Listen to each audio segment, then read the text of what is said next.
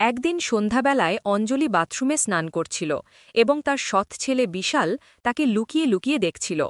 বাথরুমের দরজা পুরানো হওয়ার কারণে কিছুটা পচে গিয়েছিল, যার ফলে বিশাল সেই কাঠ খুঁড়ে খুঁড়ে একটি ছিদ্র তৈরি করে দেয়, আর সেই ছিদ্র দিয়ে সে প্রতিদিন তার মাকে স্নান করতে দেখত।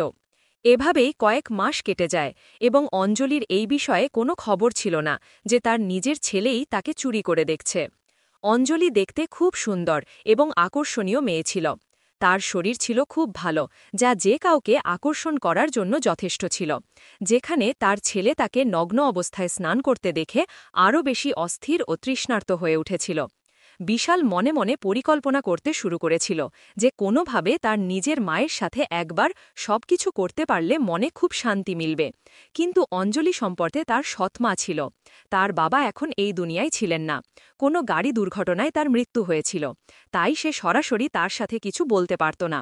তার ভয় ছিল যে যদি সে তার নিজের মাকে কিছু বলে তাহলে সে তার উপর রাগ করতে পারে, অথবা তার দাদাকে সব বলতে পারে, যার ফলে তার সম্মান ধূলিসাৎ হয়ে যাবে এবং দাদা তাকে বকবে তা আলাদা, আর কে জানে তার বাবা তার সম্পর্কে কি ভাববেন। এখন বিশাল এই বিষয়ে অনেক ভাবতে শুরু করেছিল, কিন্তু সে জানত না যে তার সৎ মাও একই জিনিস চাইছিল।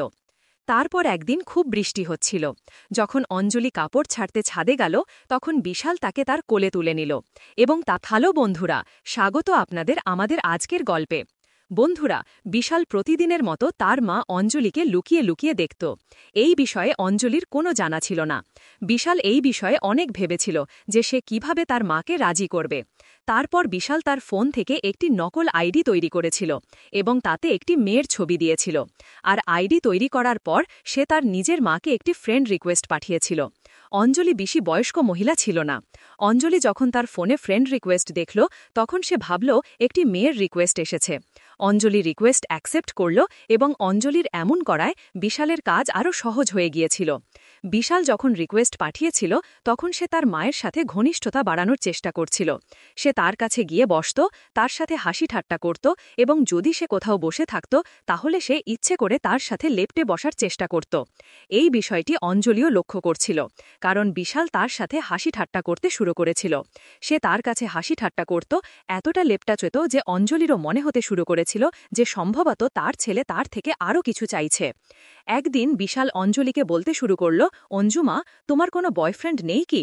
অঞ্জলি বলল, এ কি ধরনের কথা বলছো? কিছু বুঝছো কি? আমি তোমার মা। তখন বিশাল বলে, দেখো অঞ্জুমা, বাবাকে গেছে ৩ বছর হয়ে গেছে এবং এখন তোমার বয়সে বা কত?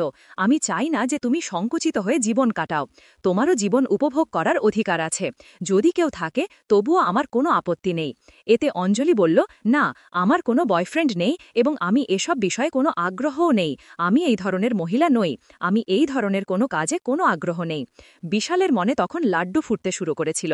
সে ভাবতে শুরু করেছিল যে যদি তার কোনো বয়ফ্রেন্ড না থাকে তাহলে তার ভেতরের ইচ্ছাগুলো নিশ্চয়ই জাগ্রত হবে।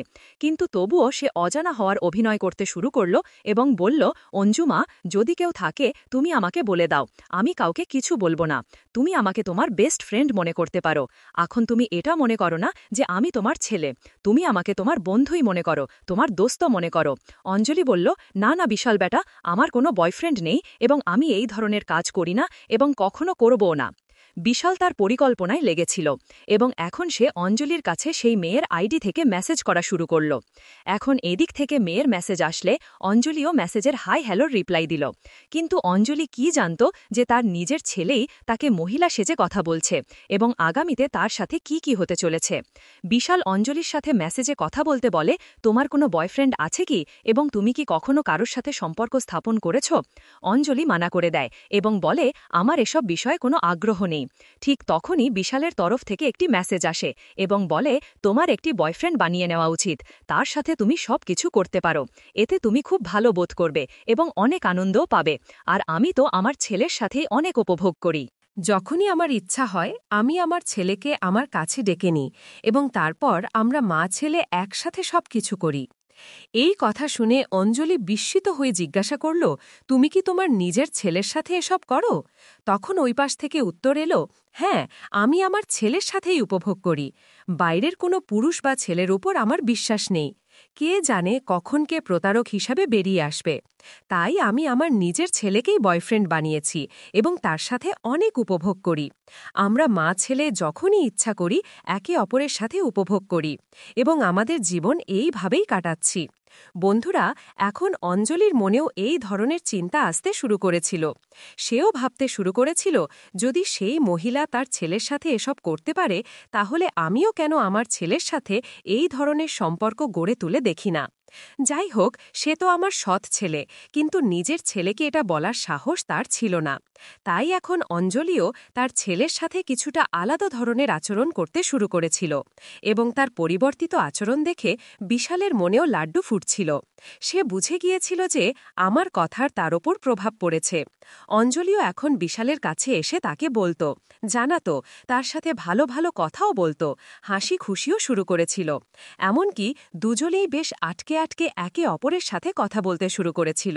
অঞ্জলির মনে অনেক কিছু চলছিল। একদিন হঠাৎ বৃষ্টি এলো। ছাদে অঞ্জলি কাপড় শুকানোর জন্য রেখেছিল এবং অঞ্জলি দৌড়ে ছাদে গেল এবং যখন সে ছাদে পৌঁছাল তখন সে সব কাপড় নামিয়ে ফেলেছিল, কিন্তু একটি কাপড় দড়িতে আটকে গিয়েছিল। দড়িটি উঁচু হওয়ার কারণে অঞ্জলি অনেক চেষ্টা করছিল, কিন্তু সেই কাপড়টি বের করতে পারছিল না। তখন সে তার ছেলে বিশালকে ডাক দিল। বিশাল তৎক্ষণাৎ ছাদে পৌঁছাল। তখন অঞ্জলি তাকে বলল যে কাপড়টি তারে আটকে গেছে, তুমি একটু বের করে দাও। বিশাল বলল, আমি তোমাকে কোলে তুলে নিই এবং তুমি সেটি ভালো করে বের করে নাও। সে সুযোগ দেখে তৎক্ষণাৎ তার মাকে কোলে তুলে নিল এবং অঞ্জলি সেই কাপড়টি তার থেকে নামিয়ে ফেলল। এখন এই দুজন মা ছেলে একে অপরের খুব কাছাকাছি ছিল। ঠিক তখনই বিশাল অঞ্জলিকে এদিক ওদিক স্পর্শ করতে শুরু করল। তার সাথে আটকেলি খেলতে শুরু করল। অঞ্জলিও এর কোনো বিরোধিতা করল না। সেও তার সমর্থন দিল এবং দুজন মা ছেলের মধ্যে সেখানেই ছাদে বৃষ্টিতে সবকিছু হয়ে গেল, যা সম্ভবত হওয়া উচিত ছিল না। বন্ধুরা, এখন এই দুজন মা ছেলের মধ্যে যখন এই নোংরা খেলা শুরু হলো, তখন এটি একবারে কোথায় থামতে যাচ্ছিল। এখন এই দুজন মা ছেলে যখনই সুযোগ পেত তখনই একে অপরের সাথে উপভোগ করত। এভাবেই কিছু মাস কেটে গেল এবং পরে অঞ্জলি জানতে পারল যে সে প্রেগনেন্ট হয়ে গেছে এবং তার গর্ভে তারই ছেলের সন্তান বেড়ে উঠছে। এটি শুনে বিশালের পায়ের নিচ থেকে মাটি সরে গেল। সে ভয় পেয়ে গেল। তার মনে হল যে যদি এই কথা দাদাজিকে জানা যায় তবে খুব বেশি ডান্ডা পড়বে এবং মারও পড়বে, আর সমাজে এই কথা ফাঁস হয়ে গেলে খুব বদনামি হবে। সবাই বলবে যে তুমি নিজের মায়ের সাথে এসব করেছ। এখন এটাই দেখার বাকি ছিল। তখন তারা দুজন মিলে প্ল্যান করল যে এই শিশুটির অ্যাবর্শন করিয়ে নেবে। পরের দিন এই দুজন স্বামী স্ত্রী সেজে হাসপাতালে পৌঁছাল, কিন্তু হাসপাতাল স্টাফ অ্যাবর্শন করতে রাজি হল না। ডাক্তার স্পষ্টভাবে অস্বীকার করল যে আমরা এই ধরনের অ্যাবর্শন করি না। এটি শুনে দুজন মা ছেলে বেশ টেনশনে পড়ে গেল। এই দুজন মা ছেলের কাছে তাদের জীবন মৃত্যুর চেয়েও খারাপ লাগছিল। ওদিকে বিশাল ভিতরে ভিতরে কষ্ট পাচ্ছিল। তার মনে হচ্ছিল যে যদি এই কথা সবাই জানতে পারে তবে সমাজে তার ইজ্জত নষ্ট হয়ে যাবে এবং সে কারো সামনে মুখ দেখানোর যোগ্য থাকবে না। কোনোভাবে আমাকে আমার ইজ্জত বাঁচাতেই হবে। এখন এই লোকেরা একে একে অনেক জায়গায় চেষ্টা করল। যতদূর তাদের পরিচয় ছিল সেখানে তারা চেষ্টা করল, কিন্তু অ্যাবর্শনের জন্য কোনো হাসপাতাল রাজি হল না। যেখানেই তারা যেত প্রতিটি হাসপাতাল বলতো যে তুমি অন্য কাউকে নিয়ে এসো, তোমার বাড়ি থেকে কোনো সিনিয়র বা বড় কাউকে নিয়ে এসো। দিন কেটে যেতে লাগল। বিশাল এখন মনে মনে খুবই বিরক্ত হতে শুরু করেছিল এবং রেগে যেতে শুরু করেছিল। তখন বিশাল একটি প্ল্যান করল এবং তার মাকে বলল যে তুমি কাল আমার সাথে একটি নতুন জায়গায় যাবে, সেখানে আমি তোমাকে নিয়ে যাব। সেখানে তোমার অ্যাবর্শনও হয়ে যাবে এবং সহজেই আমরা এই সমস্যা থেকে মুক্তি পাব। অঞ্জলি পরের দিন বাড়ি থেকে পার্লার বলে বেরোল। কিছুক্ষণ পর বিশালও কলেজ বলে বেরিয়ে গেল। কিছু দূর গিয়ে দুজন মা ছেলে মিলিত হল। বিশাল অঞ্জলিকে বাইকে বসালো এবং তাকে জঙ্গলের দিকে নিয়ে যেতে লাগল। যখন তারা জঙ্গলের দিকে যাচ্ছিল তখন অঞ্জলি তাকে জিজ্ঞাসা করল যে এই পথ তো জঙ্গলের দিকে যাচ্ছে, আমরা কোথায় যাচ্ছি?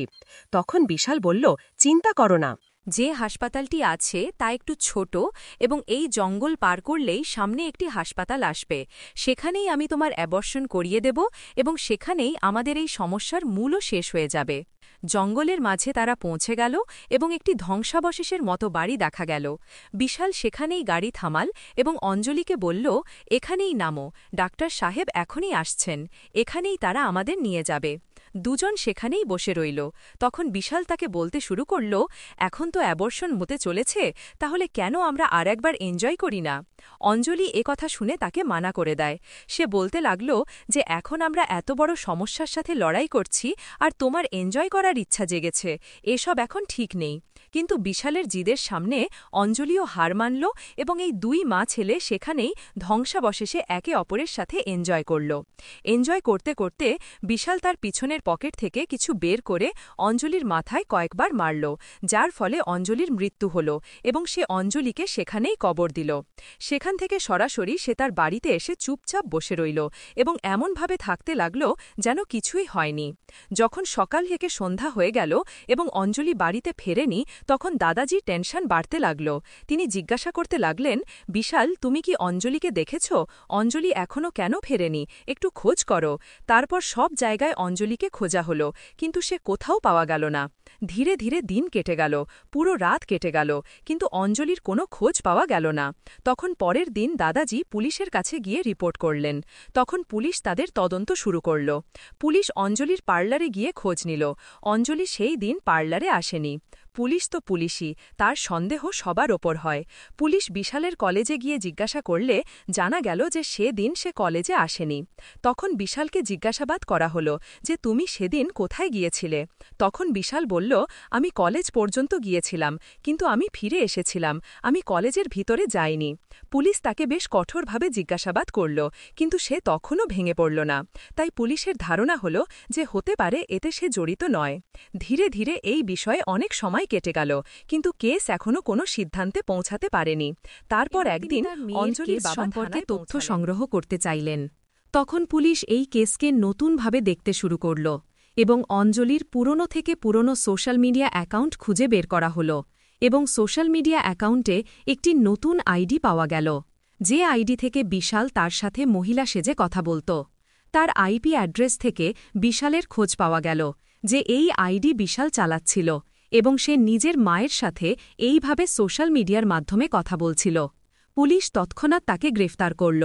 বিশালকে গ্রেফতার করার পর যখন পুলিশ তাদের পদ্ধতিতে তাকে জিজ্ঞাসাবাদ করল এবং কঠোরভাবে এগিয়ে এলো, তখন বিশাল পুরো ঘটনা পুলিশের সামনে বলল এবং কথা শুনে তার দাদাজি এবং অঞ্জলির বাবার পায়ের নিচ থেকে মাটি সরে গেল যে এই দুই স্বগোত্র মা ছেলে একে অপরের সাথে এই ধরনের কাজ করছিল।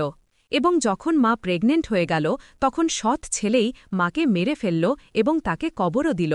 বন্ধুরা, এই গল্পের উদ্দেশ্য কারও অনুভূতিতে আঘাত করা নয়, কোনো ধরনের অনৈতিকতা বা অশ্লীলতাকে উৎসাহিত করা নয়। এই গল্প একটি বার্তা হিসাবে সমাজকে সচেতন করার জন্য বলা হয়েছে, যাতে মানুষের মধ্যে সচেতনতা ছড়িয়ে দেওয়া যায়, মানুষ যাতে জানতে পারে যে সমাজে কী ধরনের অপরাধ ঘটছে। তাহলে বন্ধুরা, আজকের গল্প কি কেমন লাগল? যদি ভালো লাগে তাহলে দয়া করে ভিডিওটি লাইক করুন, কমেন্ট করুন এবং চ্যানেলটি সাবস্ক্রাইব করতে ভুলবেন না। ধন্যবাদ।